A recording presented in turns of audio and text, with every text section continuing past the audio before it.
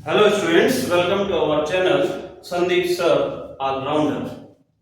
तो स्टूडेंट्स, पिछली क्लास में हमने स्टडी किया था टेंसेस की पहचान। इस क्लास में हम स्टडी करेंगे हेल्पिंग वर्ब्स और मेन वर्ब्स। जो टेक्निक मैं आप लोगों को सिखाऊंगा उस टेक्निक के अकॉर्डिंग अगर आपने ध्यान से एक बार टेबल बनाना सीख लिया तो जिंदगी भर आप हेल्पिंग वर्ब और मेन वर्ब लगाना नहीं भूलेंगे।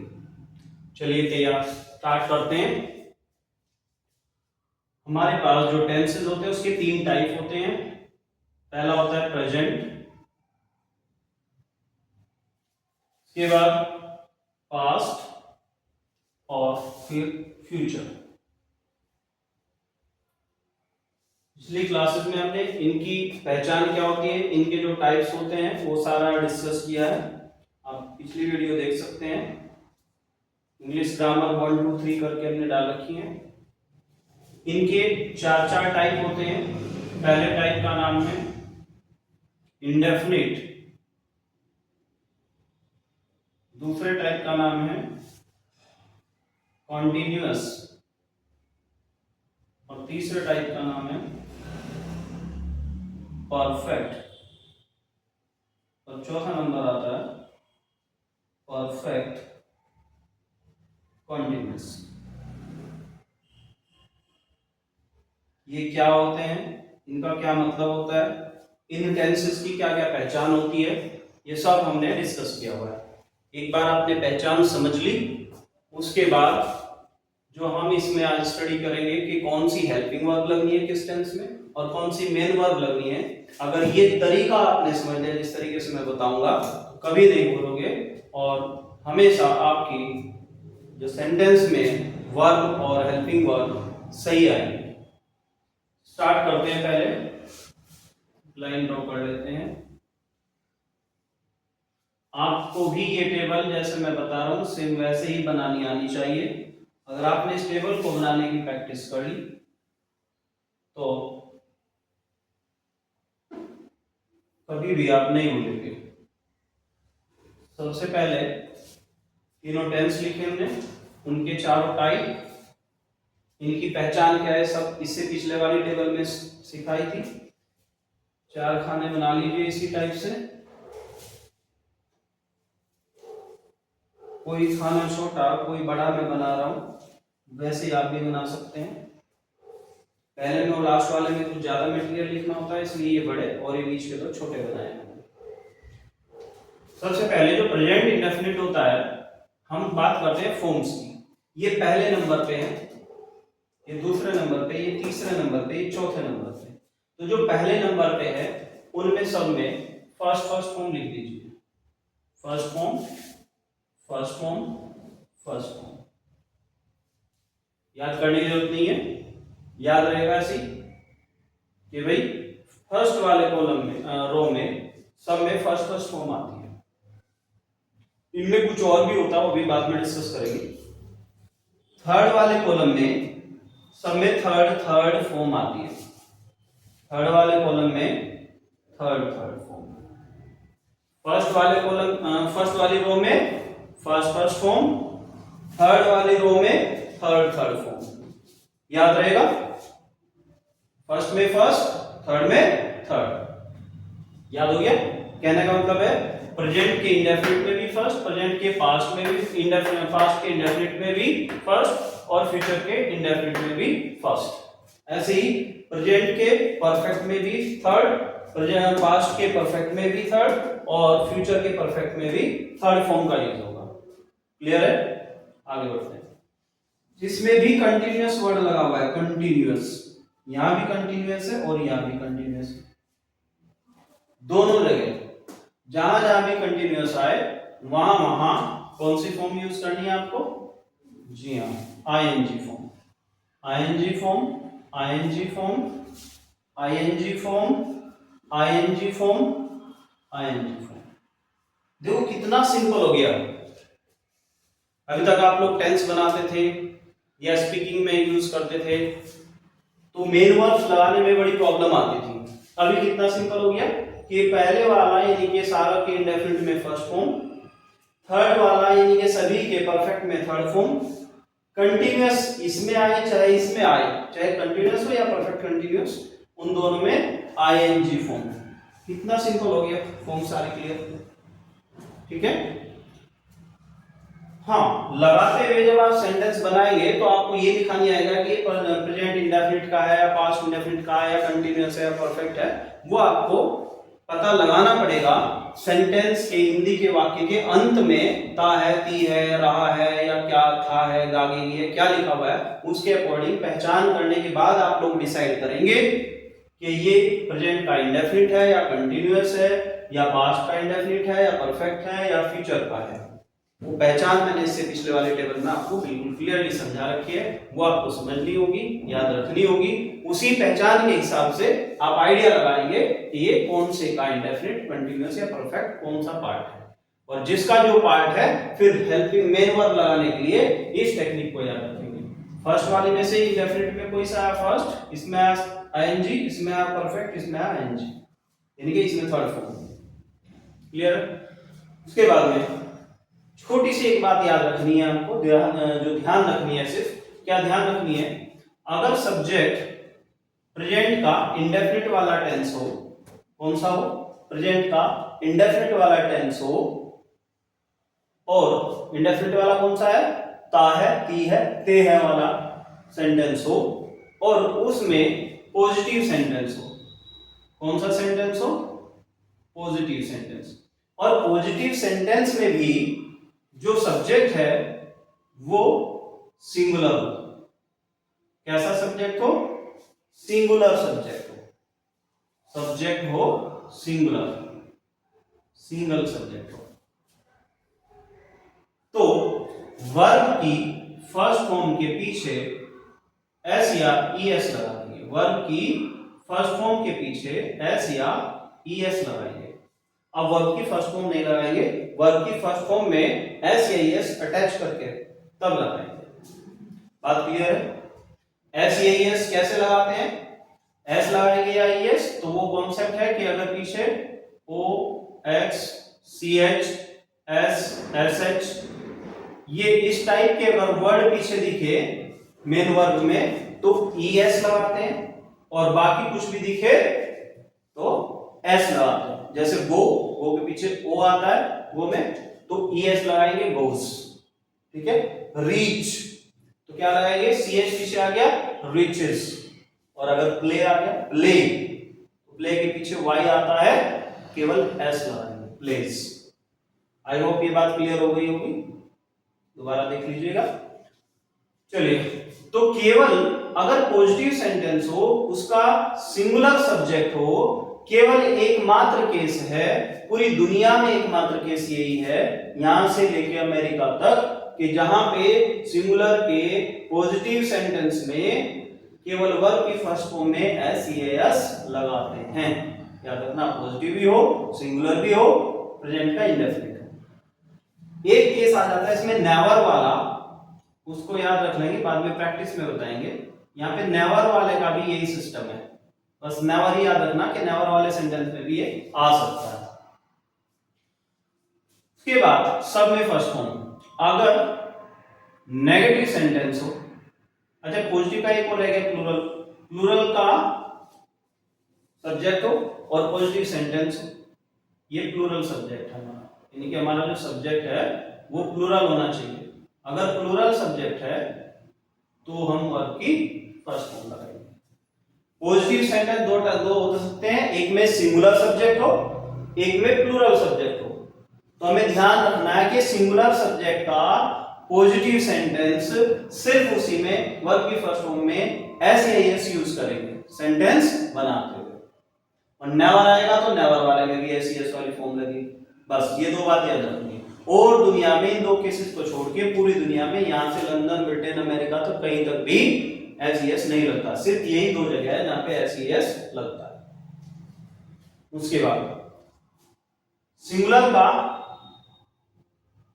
हो गया। अब सब्जेक्ट हमारा प्लूरल हो और पॉजिटिव सेंटेंस हो तो फर्स्ट फॉर्म लगाएंगे। अब आते हैं नेगेटिव सेंटेंस में। नेगेटिव सेंटेंस हो उसका सिंगुलर हो या प्लूरल हो सब्जेक्ट, दोनों में से कोई सा भी हो, उसके लिए वर्ब की फर्स्ट फॉर्म ही लगेगी।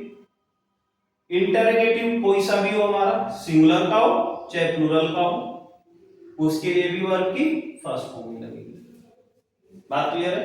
केवल एसईएस का एक ही जगह थी, बाकी सब में फर्स्ट, जो मैं फर्स्ट बोल रहा था उसके इसके अकॉर्डिंग बोल रहा था, ये फर्स्ट लगेगी। अच्छा, जैसे ही नेगेटिव आता है तो इसमें हेल्पिंग वर्ब एंटर कर जाती है। यहां तक हेल्पिंग वर्ब नहीं थी, सिर्फ यहां पे हेल्पिंग वर्ब नहीं है, बाकी यहां हेल्पिंग वर्ब आ जाएंगे। नेगेटिव सेंटेंस आएगा तो सिंगुलर के लिए डज और प्लूरल के लिए डू, ये हेल्पिंग वर्ब लगेगी। और अगर इंटरोगेटिव सेंटेंस आ जाए तो उसमें भी, इनको मैं स्मॉल कर देता हूं क्योंकि सब्जेक्ट के बाद लगती है डू और डज। और अगर सिंगुलर प्लूरल का कोई भी सेंटेंस हो और उसमें इंटरोगेटिव सेंटेंस हो तो भी डू या डज लगेगी, डज लगेगा या डू लगेगा। अब ये मैंने कैपिटल से लिखे, कैपिटल से लिखने का मतलब क्या है मेरा कि इंटरोगेटिव सेंटेंसेस में ये कैपिटल डू डज लिखने का मतलब ये है कि ये सब्जेक्ट से पहले लिखे जाते हैं, और सिर्फ नेगेटिव सेंटेंस हो, इंटरोगेटिव ना हो तो उसमें सब्जेक्ट के बाद आते हैं, इसलिए मैंने स्मॉल बना दिए लेटर स्टार्टिंग वाले। तो इंटरोगेटिव नेगेटिव दोनों में डू डज लगेगा।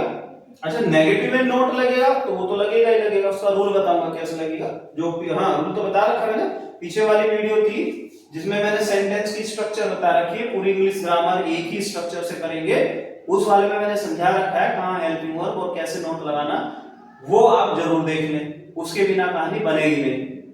ठीक है, पिछली वीडियो में चेक कर लेंगे। तो हमें सिर्फ ये चेक करना है कि कहां पे कौन सी हेल्पिंग वर्ब लगनी है और कौन सी मेन वर्ब। आई होप ये क्लियर हो गया होगा। एक बार रिवाइज कर लेते हैं। सिंगुलर हो, पॉजिटिव सेंटेंस हो, सिंगुलर सब्जेक्ट हो तो वर्ब की फर्स्ट फॉर्म में एस या एस, एक नंबर का केस है बस, इनमें एस या एस लगती है। एस लगेगा या एस लगेगा वो डिपेंड करेगा, अगर पीछे वर्ब के ओ हो, एक्स हो, सी एच हो, एस हो, एस एच हो तो उसमें ई एस जोड़ देंगे पीछे, और अब कोई और वर्ड आए तो केवल एस जोड़ेंगे, जैसे गो में गोस ई एस जोड़ेगा, प्ले में केवल एस प्लेस, एकमात्र केस में एस एस। इसके बाद सब में वर्ब की फर्स्ट फॉर्म, चाहे वो प्लूरल का पॉजिटिव हो, चाहे वो सिंगुलर प्लूरल का नेगेटिव हो, चाहे इंटरोगेटिव हो, सब में फर्स्ट फॉर्म। और नेगेटिव और इंटरोगेटिव में डू और डज करके, डज सिंगुलर के लिए और डू प्लूरल के लिए। ये बॉक्स कंप्लीट हुआ। दुनिया में सबसे भारी रूल दुनिया में प्रेजेंट इंडेफिनिट का ही होता है, और सारे रूल दुनिया में इंग्लिश के इससे इजी ही हैं। जिसको ये रूल समझ आ गया, समझ लो इंग्लिश का सबसे टफेस्ट रूल उसको समझ आ गया। क्लियर है? इस पे थोड़ी सी ज्यादा मेहनत भी करनी पड़ जाए, याद रखने में, समझने में, रटने में, जो भी सोचो तो कोई बड़ी बात नहीं है। एंड आई होप इस हिसाब से अगर आप समझेंगे तो ज्यादा कंफ्यूजन नहीं होगा, क्लियरली बस यही रूल है, उससे ज्यादा याद रखने की कोई जरूरत नहीं है। चलिए बात करते हैं पास्ट के इंडेफिनिट। पास्ट के इंडेफिनिट में छोटा सा प्रोसेस है, इसमें एक सेकंड फॉर्म और एंटर कर देते हैं। फर्स्ट आएगी नो प्रॉब्लम, यहां भी फर्स्ट आएगी, यहां भी फर्स्ट आएगी, यहां पे सिर्फ एसईएस वाली एक एंटर की थी, एक एक्सेप्शन यहां और है सेकंड फॉर्म का। पूरी दुनिया में सेकंड फॉर्म सिर्फ यही लगती है, और कहां लगती है कि वो पॉजिटिव सेंटेंस होना चाहिए, सब्जेक्ट चाहे सिंगुलर हो चाहे प्लूरल हो, दोनों के साथ में वर्ब की सेकंड फॉर्म लगती है। यानी पास्ट का इंडेफिनिट सेंटेंस हो और उसमें पॉजिटिव सेंटेंस हो, सब्जेक्ट चाहे सिंगुलर हो चाहे प्लूरल हो, दोनों में वर्ब की सेकंड फॉर्म का यूज करेंगे। क्लियर है? ध्यान रहे, पॉजिटिव सेंटेंस। ओके, इसमें बात कर रहे थे सिंगुलर और प्लूरल की है, इसमें केवल सिंगुलर के साथ था एक केस, प्लूरल के साथ इसमें फर्स्ट फॉर्म ही थी। इसमें सिंगुलर और चाहे प्लूरल दोनों, बस ये डिफरेंस है, वहां केवल सिंगुलर का पॉजिटिव था, या सिंगुलर प्लूरल दोनों के पॉजिटिव में सेकंड फॉर्म आएगी। आई होप डिफरेंस क्लियर हो गया हो। इसको नोट भी कर लेना, चाहे तो वीडियो रोक के ऐसे ही बना लेना, और चाहे बाद में एक बार पूरा समझ लें और बाद में फिर इसको नोट बना लेना। जिंदगी में कभी भी आपको टेंस की प्रॉब्लम नहीं होगी, इवन आपके बच्चों तक अगर कभी पढ़ाना पड़ जाए, आपको कुछ पढ़ाना हो रहा है या ना आए, ये चीज आप आराम से पढ़ा सकते हैं। छोटे भाई बहन हो घर में किसी को भी, तो ये पूरी हेल्प करेगी और इससे इजी वे में आपको कहीं मिलेगी भी नहीं।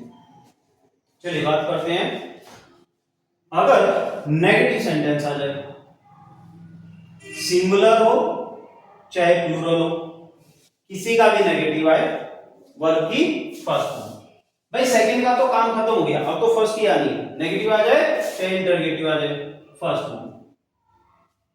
ठीक है, बस दो ही अजीब सी फॉर्म थी, ऐसी एस वाली यहां और सेकंड फॉर्म यहां, बाकी काम खत्म हो गया सबका। यहां नेवर वाला केस भी शामिल है, नेवर का जब प्रैक्टिस करेंगे तब बताएंगे क्या है। तो नेगेटिव में सिंगुलर और चाहे प्लूरल फर्स्ट फॉर्म, इसमें एक हेल्पिंग वर्ब एंटर हो जाती है डिड, जैसे इसमें डू डज सी, इसमें दोनों के लिए सेम है, सिंगुलर हो या प्लूरल हो बिल्कुल आसान है कि डिड लगेगा। किसमें डिड लगेगा? Negative sentence.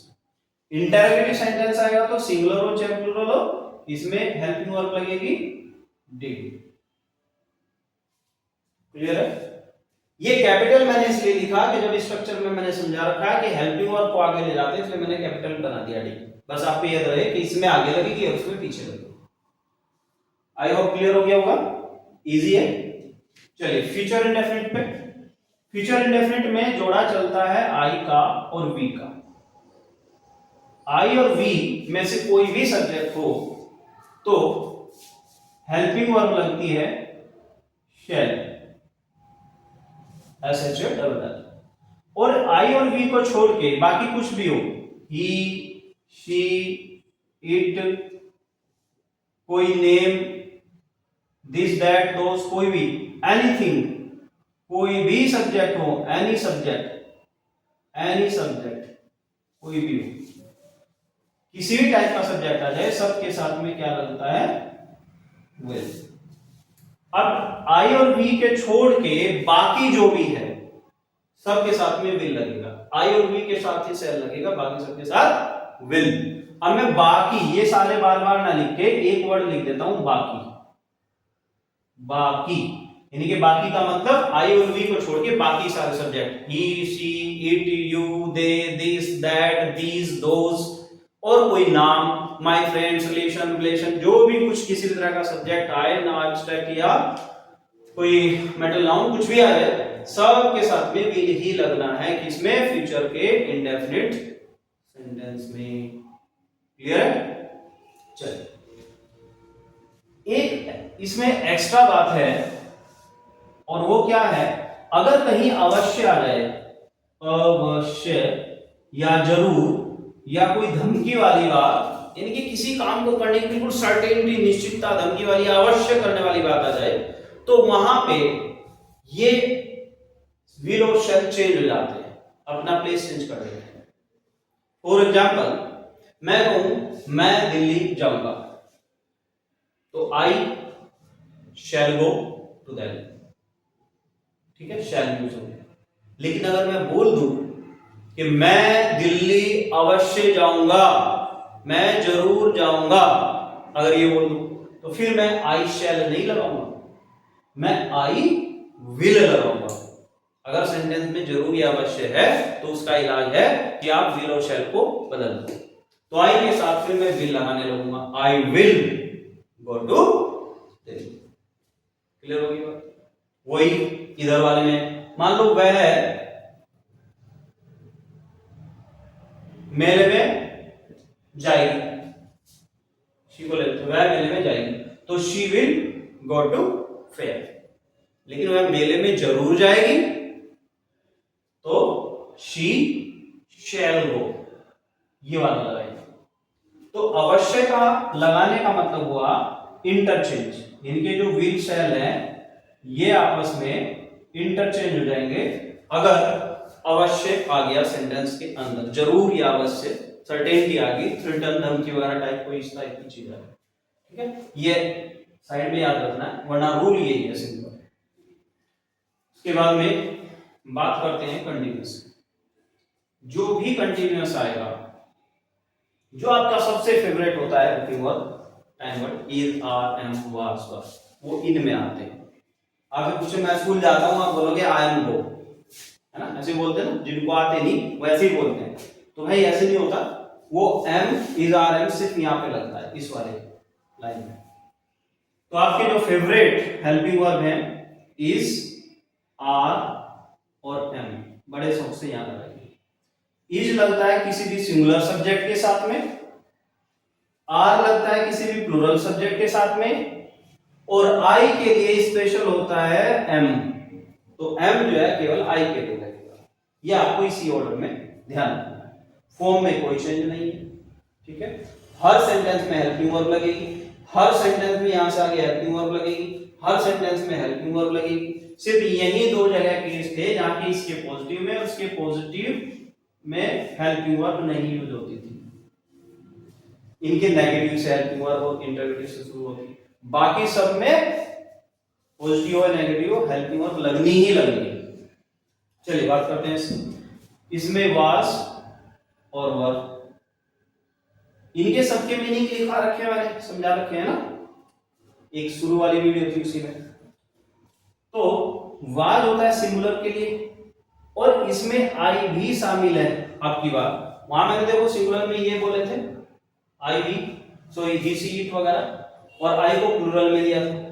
लेकिन यहां वाले केस में आई को वाज यानी कि सिंगुलर के साथ में ट्रीट किया गया, इसलिए मैंने आई को सिंगुलर के साथ लिख दिया और बाकी को plural, P for plural, S for singular, और आई स्पेशल है, वाज लगेगा। ये याद रखनी है बात।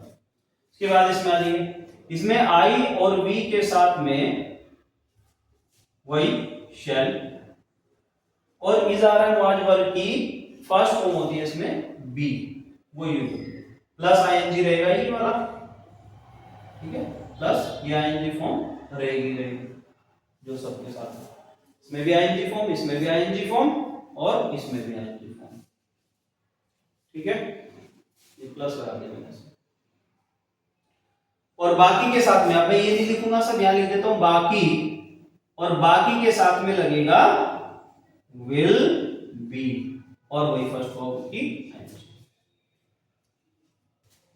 अगर इसमें भी अवश्य या जरूर आ गया तो इसमें भी आप इंटरचेंज कर देंगे, आई के साथ विल कर देंगे, बाकी कोई हो उसके साथ में शैल, वरना नॉर्मल सेंटेंस आपका बनेगा। क्लियर है? बात करते हैं परफेक्ट में। देखो परफेक्ट में हैज और हैव, हैज लगता है सिंगुलर वालों के साथ में, हैव लगता है प्लूरल वालों के साथ में, आई भी इधर ही काउंट होता है। सवाल में आ जाएंगे, एक अकेला लगता है हेड, ये मुझे सबसे अच्छा लगता है, बेचारे में एक ही हेल्पिंग वर्ब है हेड, और वो भी सब के साथ में, चाहे सिंगुलर हो चाहे प्लूरल हो, ऑल सब्जेक्ट के साथ में यही लगता है। ऑल का मतलब सिंगुलर या प्लूरल, कोई सब्जेक्ट आ जाइए सबके साथ में हेड लगेगा। कितना अच्छा है, काश ऐसे ही होते सब, है लेकिन इंग्लिश है भाई, अंग्रेजों की बनी हुई, जैसे है वैसे ही पढ़नी पड़ेगी। तो भाई हेड लगता है अकेला, सिंगुलर सब्जेक्ट हो चाहे प्लूरल सब्जेक्ट हो, सबके साथ में हेड आएगा। इस वाले में आ जाइए, इसमें आई और वी के साथ में शैल, आई और वी के साथ में वही शैल, हैव, क्या लगेगा? शैल हैव जुड़ेगा। इस वाले में बाकी के साथ में, बाकी जो है वी को छोड़ के, उसमें लगेगा विल हैव।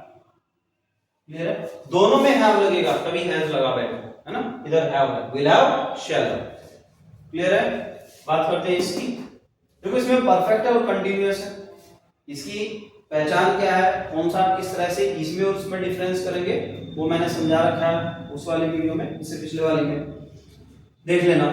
तो परफेक्ट कंटीन्यूअस की बात करें तो यही वाले जो ऊपर वाले हैं यही सेम नीचे उतार दो और बीन और जोड़ दो, बी डबल ई एन वाली बीन, तो यही जो कि उतारेंगे हैज और पीछे जोड़ देंगे बीन, हैव और पीछे जोड़ देंगे बीन। ठीक है, वही ये सिंगुलर वाला है और ये प्लूरल वाला है, वो सेम है। इस वाले में हैड उतारा और बस बीन और जोड़ दिया, हैड बीन। ठीक है, सब में ऑल में यही रहेगा, ऑल सब्जेक्ट है ना, सिंगुलर प्लूरल। इस वाले में ये उतार देंगे और बीन और लगा देंगे, शैल हैव बीन और विल हैव बीन। देखो इसमें मैंने आई और वी और बाकी नहीं लिखा, चूंकि जगह कम थी उस हिसाब से shall have been, will have been. बाकी बात वही है, आई वी के साथ में शैल हैव बीन और बाकी के साथ में विल हैव बीन लगाएंगे। एंड आई थिंक ये टेबल कंप्लीट हो गई है। इसका स्क्रीनशॉट लेकर रख ले या नोट्स तो बनाने जरूरी है। जैसे जैसे मैंने टेबल बनाई है, अगर वैसे वैसे आपने बना ली, सीख ली, तो ये आपको जिंदगी भर याद रहने वाले हैं और आप किसी और को भी बता सकते हैं। कुछ और बताएं या ना बताएं इंग्लिश में, लेकिन ये और एक से पिछले वाली टेबल ये जरूर समझा सकते हैं। और जिसने ये समझ ली और एक और क्लास जिसमें सेंटेंस बनाना सीखेंगे, ये 2 बातें 3 बातें सीख ली, तो जिंदगी में वो इंग्लिश उसकी कभी कमजोर रह ही नहीं सकती। चलिए बात करते हैं, I think it's enough in this class. इसके नेक्स्ट मिलेंगे। Okay, thank you.